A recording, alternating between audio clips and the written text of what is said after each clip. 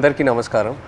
So మీ అందరికీ తెలుసు Thandel cinema కొన్ని రియల్ ఇన్సిడెంట్స్ నుంచి మనం ఇన్స్పిరేషన్ తీసుకొని ఈ సినిమా చేశాము. నాకు ఫస్ట్ చందు గారి కథ చెప్పినప్పుడు జస్ట్ ఒక 10-15 నిమిషాలు ఐడియాగా చెప్పాడు.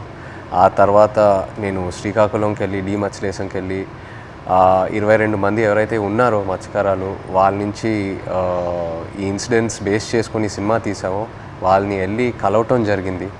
సో కొంతమంది వాళ్ళు మనతో ఉన్నారు ఇక్కడ, మొన్న ఈవెంట్కి వచ్చారు హైదరాబాద్కి, and I'm happy to have them here.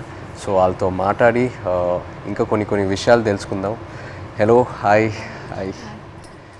So అప్పుడు నాకు మీరు చెప్పింది ఏంటంటే మామూలుగా మీరు శ్రీకాకుళం నుంచి గుజరాత్ వరకు వెళ్ళి గుజరాత్లో అక్కడ బోట్లు తీసుకొని ఒక 9 నెలలు అలా సముద్రంలో అక్కడే ఏట పూర్తి చేసి మళ్ళీ తిరిగి మత్స్యలేశంకి వస్తారని. ఎందుకు గుజరాత్ వరకు ఎందుకు వెళ్తారు? అంటే మామూలుగా గుజరాత్ వరకు ఎందుకు వెళ్తున్నాం అంటే కారణం ఏంటంటే ఇక్కడ మనకి జిట్టీలు అందుబాటులో లేవు. ఓకే. అంటే ఇక్కడ ఏటకి వెళ్తుంటే అలలు పెద్ద కెరటాలు ఇరిగేస్తుంటాయి. దాని బోట్ల కింద ఉండిపోయి ప్రాణాలు కోల్పోతున్నాం. అయితే గుజరాత్లో ప్రతి 20 కిలోమీటర్లకి జట్టీలు ఉంటాయి అక్కడ. ఓకే. అందుకనే ఉపాధి ఉంటుందని వెళ్ళిపోతున్నాం అక్కడ. ఓకే. జీవనోపాధి కష్టపడ్డానికి వెళ్ళిపోతున్నాం. సో మీరు ఒకసారి అక్కడికి వెళ్ళాక ఒక నెల రోజులు సముద్రంలోనే ఉంటారా? ఒకసారి బోట్ తీసుకున్న తర్వాత నెల రోజులు సముద్రంలోనే ఉంటారు? నెల రోజులు ఉంటాం.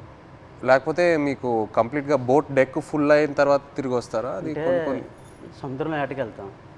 చేపలు ఎక్కి పట్టిందంటే 20 రోజులకు వచ్చేస్తుంటాం. అంటే ఐస్ అంటారు కదా, ఐస్ అయిపోయిందంటే వచ్చేస్తాం. ఓకే. చేపలు ఎక్కి దొరికితే ముందు వచ్చేస్తాం. దొరకలేదంటే అక్కడక్కడ పట్టుకుంటూ నెంబర్లు కొట్టుకుంటూ ఎత్తుకుంటూ పట్టుకుంటాం. కొద్దిగా లేట్ అవుతుంది.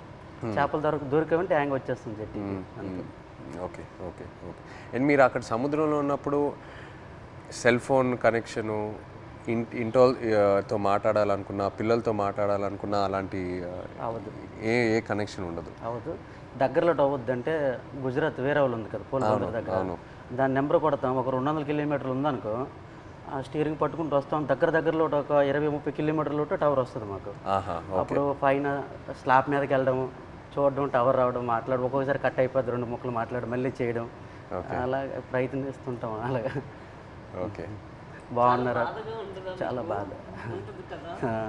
పిల్లలు బాగుంటారా, ఎలా ఉన్నారు, అందరూ బాగుంటారా, అమ్మ నాన్న అట్లా ఉన్నప్పుడు అంటే ఎక్కడో చిన్న ఫీలింగ్ తట్టి ఉంటారు. తుఫాన్ అంటారు సడన్గా. గుజరాత్కి ఇలాగా టీవీలో చూస్తాం కదా, గుజరాత్కి తుఫాన్ ఉందని వస్తారు. తుఫాన్ ఎలాగుంటారు, ఎక్కడ ఏడ్ చేస్తారు అనేసి అనుకునేలోపు వీరు అక్కడ ఏది అందుబాటులో ఏ జట్టు ఉంటుంది, గోవా అవని మంగళూరు అవని ఏదో అవని, అక్కడికి వెళ్ళడము. అక్కడ బోట్ యాంకర్ అంటారు కదా, అదేసి అక్కడ ఉంటారనమాట జట్టి. అప్పుడు మాకు కాల్ చేస్తారు. అప్పుడు మాకు ధైర్యంగా ఉంటుంది, ఆ జట్టికి వస్తారు తుఫాను దొరకకంట అనేసి మాకు ధైర్యం ఉంటుంది అనమాట. మీరు రోజుకి చూస్తూనే ఉంటారు. ఎప్పుడు వస్తారు తుఫాన్ కదా, గుజరాత్లో ఎలా ఉంటారు, ఎప్పుడు జట్టికి వస్తారని చూస్తాం. వీళ్ళు ఫోన్ రావాలి, అమ్మాయ్యా వస్తారు అనే ఫీలింగ్ అనేది ఉంటుంది. సో మీరు ఫోన్ పక్కనే పెట్టుకుంటారా? ఫోన్ అయితే పక్కనే ఉంటుంది. తుఫాన్లు అయినప్పుడు అయితే కరెక్ట్గా వచ్చినప్పుడు ఫోన్ అయితే ఇంట్లోనే ఉంటుంది. ఎప్పుడు ఫోన్ చేస్తారో తెలియదు కదా. అదే ఏట్లో ఉన్నప్పుడు నార్మల్ టైం, తుఫాన్ లేని టైంలో ఏట్లో ఉంటారు కదా, 30 డేస్ అయ్యగల ఇంక కాల్ వస్తుంది, పక్కన పెట్టుకోండి. కాల్ 30 డేస్ కానీ 1 డే అవతలైనా ఇంకా టెన్షన్ అనమాట. ఎందుకు రాలేదు, ఏమైంది అని. సో టెన్షన్ అనేది వచ్చేస్తుంది అనమాట. ఒక్కొక్కసారి అయితే ఎమోషనల్ అయిపోతాయి. మన సినిమాలో కూడా సాంగ్ మోంటాజెస్లో ఉంది కదా, the calendar where you'd keep. So ఆ 30 డేస్ అక్కడి నుంచే ఆ చిన్న ఆ మూమెంట్ తీసుకున్నాం మీరు చెప్పిన దాన్ని బట్టి. అంటే మనం ఫిల్మ్లో కూడా ఒక సీక్వెన్స్ ఎలా పెట్టాం, ఇన్ని రోజులు అయిపోయిన తర్వాత ఎలా కొంచెం చేతులు ఉణుగుతున్నాయి అని. సో ఒకవేళ 30 రోజుల్లో ఫోన్ రాకపోతే అంటే అక్కడ వాళ్ళని కాంటాక్ట్ చేయడానికి ఏదైనా మీకు ఎమర్జెన్సీలా ఏదైనా నంబర్ ఉందా? ఏమీ లేదు, ఏముండదు. సేట్తో మాట్లాడాలని, సేట్లు ఉంటారు కదా వీళ్ళకి బోటుకి సంబంధించి, వాళ్ళతో మాట్లాడితే వాళ్ళ భాష మనకు తెలియదు. వాళ్ళ భాష తెలియదు కాబట్టి వాళ్ళకి మనం ఫోన్ చేయలేము.